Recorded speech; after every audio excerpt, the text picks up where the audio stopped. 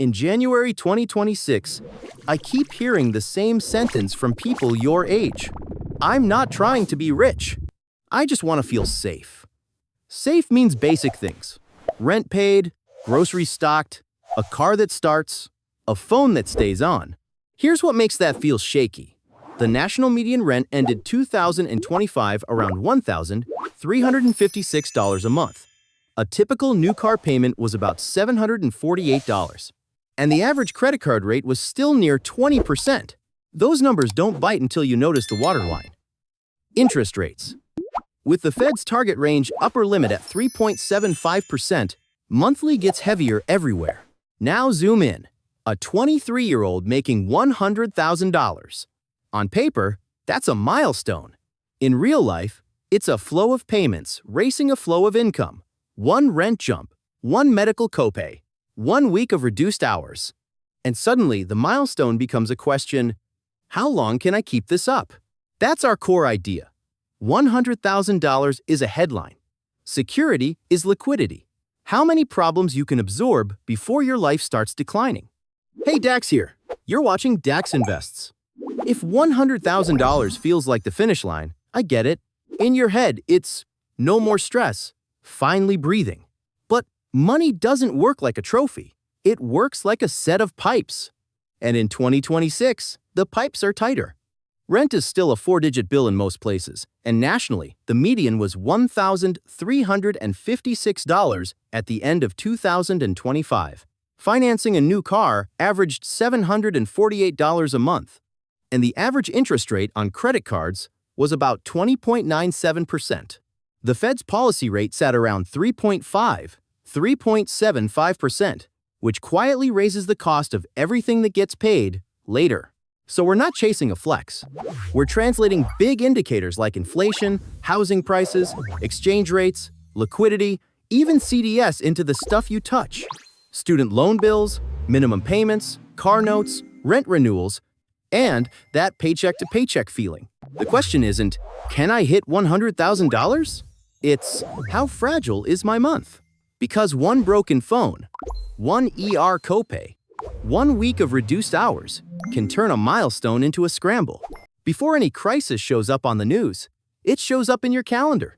It's the day rent renews, and the new number is just high enough to force a roommate conversation. It's the grocery run where you swear you bought less but paid more.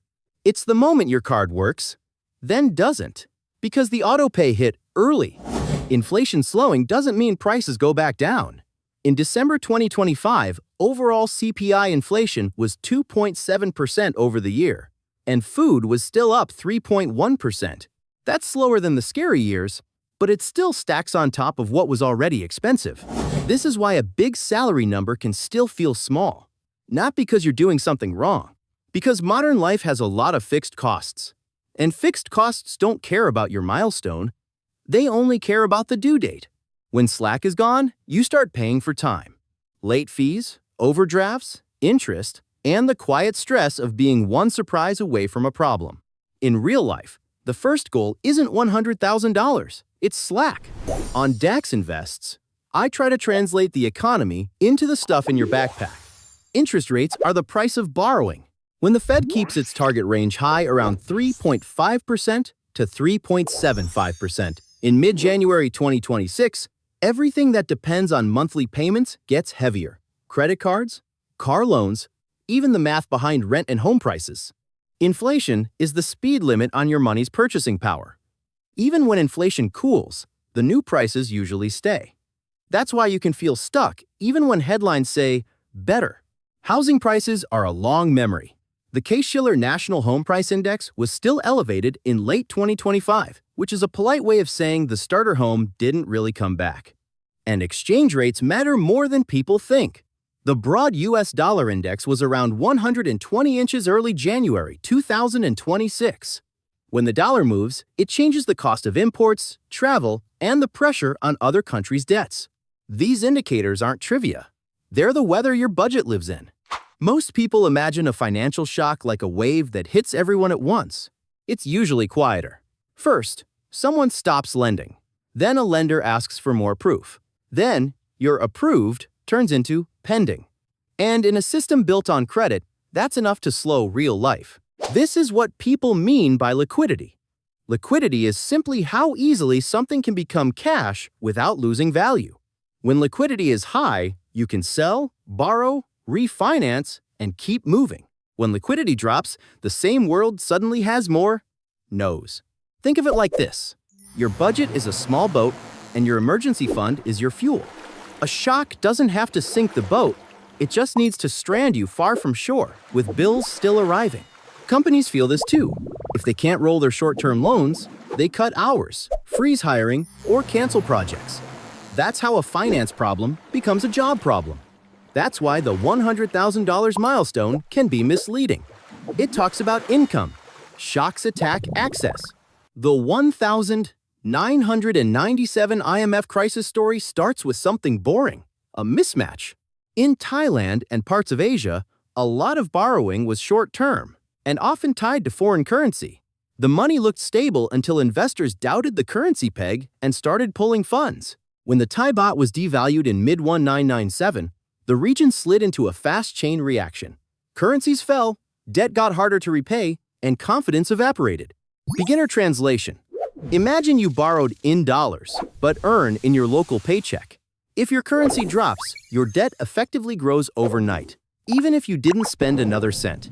That's why the IMF describes it as a liquidity and balance sheet crisis, not just bad vibes. When short-term debt is bigger than the cash reserves behind it, the system can look fine, right up until the day it has to pay. And yes, you've felt a tiny version of this. A variable interest rate resets. A minimum payment rises. Same story. The terms change faster than your income. The trigger is trust. The damage is math. Argentina is a different kind of lesson. What happens when a currency loses credibility again and again? When people stop trusting a currency, they try to escape it. They spend quickly. They buy dollars. They move savings into anything that feels more stable. And that behavior isn't irrational. It's protective. Argentina has cycled through debt, stress, inflation, and currency pressure for decades. In 2018, the IMF approved a massive standby arrangement to try to restore confidence. Later, the IMF's own evaluation said the program didn't achieve its core objectives. Now, connect this to exchange rates. If your currency weakens, imported things, fuel, medicine, electronics cost more in local terms. Businesses raise prices. Workers ask for raises. If wages can't keep up, life becomes a sprint. You don't need to live in Argentina to learn from it. The lesson is that money is a social agreement. When trust breaks, the exchange rate becomes the headline. Greece is where a scary acronym becomes real life. A country can run out of trust before it runs out of money. In 2010, investors doubted Greece's ability to repay. Borrowing costs surged, and sovereign risk stopped being abstract. Here's the cleanest signal. CDS. A credit default swap is basically insurance on a borrower's default risk. When the CDS price rises, markets are saying, this looks more dangerous. In early May 2010, CDS spreads on Greek sovereign debt rose to nearly 1,000 basis points. That's not trivia. That's a siren. It tells banks, funds, and everyday lenders to demand higher rates or step away entirely. The result isn't just a bond chart. It's austerity, job losses, and years of no room in the budget. The IMF later reviewed its own program and what went wrong. So, when we talk about $100,000, remember, a milestone can't protect you from a system that suddenly reprices risk. It can only buy time. Global comparisons aren't for doom, they're for pattern recognition. Turkey shows how fast everyday life changes when inflation stays high and the currency wobbles. The IMF noted inflation declining into 2025 and emphasized that policy credibility matters for confidence in the lira. Venezuela is the extreme edge of the same movie. On the IMF's country page, projected consumer price inflation for 2026 is still hundreds of percent. That's what money stops working looks like. Prices rewrite themselves faster than paychecks can adjust. If you're 19 inches the US, this might feel far away. But the mechanics are close. When trust falls, people run to safer assets. When exchange rates move, imports change. When inflation jumps, The poor and young get hit first. Even in stable countries, you feel the ripple as higher interest rates, tighter credit, and less patience from lenders. So I'm not asking you to panic. I'm asking you to notice how systems fail, slowly at first, then all at once, through the basics. Back home, the crisis often looks like a normal month that doesn't close. A lot of young adults are carrying student loans, learning credit cards, and financing transportation at the same time. The New York Fed reported that in 2025 Q3, 9.4% of aggregate student debt was over 90 days delinquent, after missed payments started showing up on credit reports again. And the cost of borrowing is still brutal. The Fed's credit card rate series shows 20.97% in November 2025. That means one emergency can become a long subscription you never signed up for. Interest. This is why I talk about liquidity so much on DAX Invests. The Fed's household survey finds many adults still couldn't cover a $400 surprise purely with cash or cash equivalents. So $100,000 isn't a milestone, it's a test. If your fixed costs are high and your buffers are thin, the number won't feel like freedom. It will feel like pressure to never miss a beat every month. When a crisis hits, it rarely arrives as a movie scene. It arrives as a delay, a loan approval that turns into pending, a payroll that lands a day late, a card that suddenly needs a second swipe. That's liquidity. It's not money. It's the ability for money to keep moving. Picture a city where water is still in the reservoir, but the pipes are clogged. People don't run out of water. They run out of access. Financial shocks work the same way.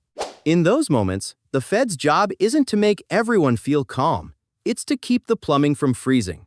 One tool is the discount window, where banks can borrow short-term against collateral.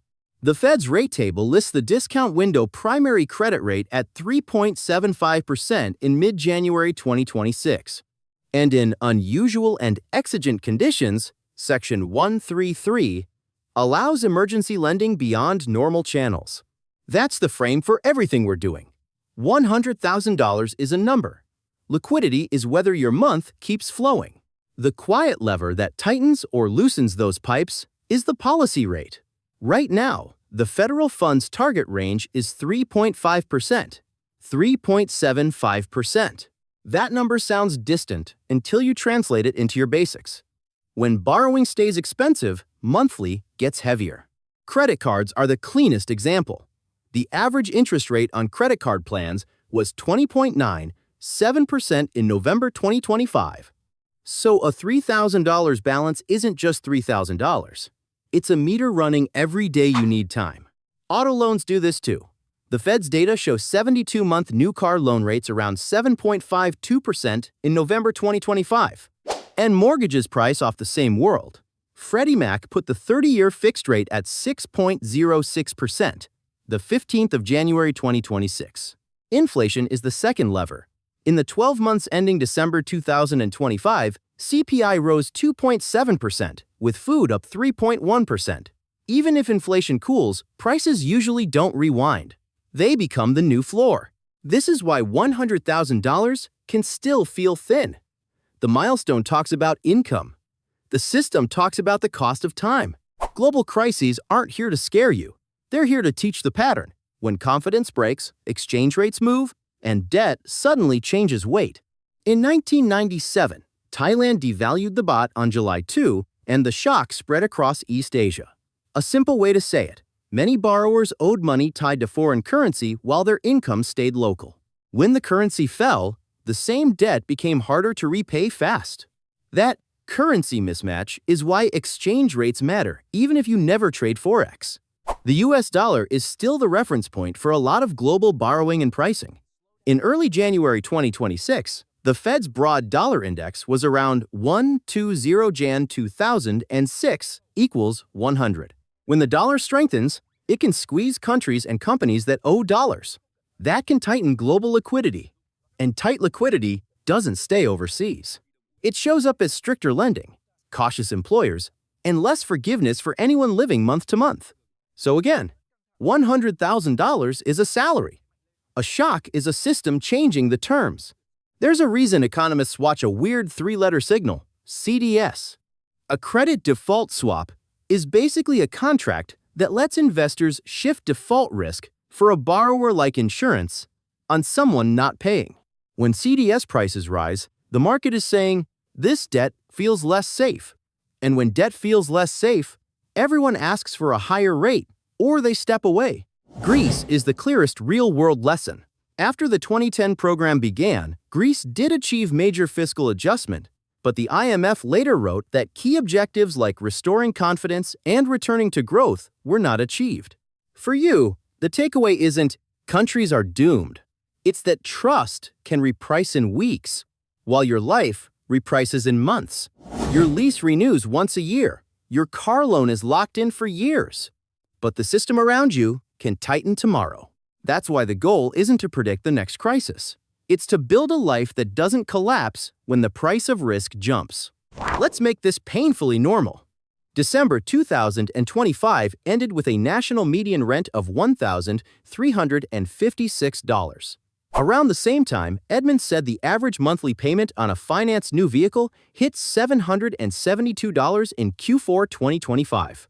Those two bills alone can swallow a paycheck before groceries, insurance, or student loans even speak. And housing is still its own gravity. The Case-Shiller National Home Price Index sat around 328 inches. October 2025 Jan 2000 equals 100. Even with mortgage rates easing, Freddie Mac still had the 30-year fixed at 6.06% in mid-January 2026. So the rent versus own question isn't moral. It's math and timing. Renting can be flexible but exposed to renewals. Owning can be stable but front-loaded with down payments, repairs, and rates. In this world, the real emergency isn't not being rich. It's one broken phone, one medical copay, one cut in hours when your month has nowhere to absorb it. $100,000 can be a lot, and still not buy security if your fixed costs leave you no room to breathe. So what do? If you're 1824 and the world keeps moving the goalposts? You build runway, not perfection. Runway is cash you can touch fast, without penalties. It turns a surprise into an inconvenience instead of a crisis. The Fed's household survey shows that in 2024, only 47% of adults ages 18-29 said they could cover a $400 emergency expense entirely with cash or its equivalent. That's not a character flaw. It's the reality of high fixed costs and thin buffers. A simple first target is boring on purpose. One small emergency buffer, then one paycheck of breathing room. The point isn't the number. The point is what it buys. Time. Time to call the hospital billing office. Time to negotiate a due date. Time to avoid turning stress into high-interest debt. If it helps, make the buffer automatic. A tiny transfer right after payday into a separate savings bucket. Small is fine. Consistent is the magic. This is the quiet science of anxiety, too. Uncertainty feels smaller when you have a plan and a cushion because your brain can see the next step. Next comes triage. Stop the financial bleeding. Start with the debt that charges you for being human. Credit cards averaged 20.97% interest in November 2025. That rate is a gravity field. It can erase progress even on a good salary. Student loans are different. They're bigger, slower, and emotionally heavier. But the system is showing stress there too. The New York Fed reported that in 2025 Q3, 9.4% of aggregate student debt was over 90 days delinquent. That spike isn't about laziness. It's what happens when payments restart and budgets are already tight. Car payments sit in the middle, necessary for work in many places, but punishing when stretched. The Fed's data show 72-month new car loan rates around 7.52%, November 2025. The practical mindset shift is this. Don't chase the perfect money plan. Build a stable order, minimums everywhere, then extra cash toward one problem at a time. Momentum is a real asset because it keeps you from quitting. Remember this after the video ends. Control beats milestones. Even when governments respond, they don't delete fear. They limit damage. Your job is smaller and more powerful. Build safety rails and know what's protected. FDIC deposit insurance is $250,000 per depositor. Per insured bank, per ownership category. Brokerage protection is different. SIPC coverage is up to $500,000, including $250,000 for cash. Globally, the lesson is the same. Trust breaks fast. The IMF's ex-post review said Argentina's 2018 program didn't meet key goals like restoring confidence. Turkey shows how hard it is to keep confidence even as inflation cools. And Venezuela's projected 2026 consumer price change is extreme. This isn't to scare you. It's to free you from the idea that one salary number will make you safe. Comment 100,000 and name the bill that scares you most. I'm Dax. This is Dax Invests, and we'll build your runway slow and practical.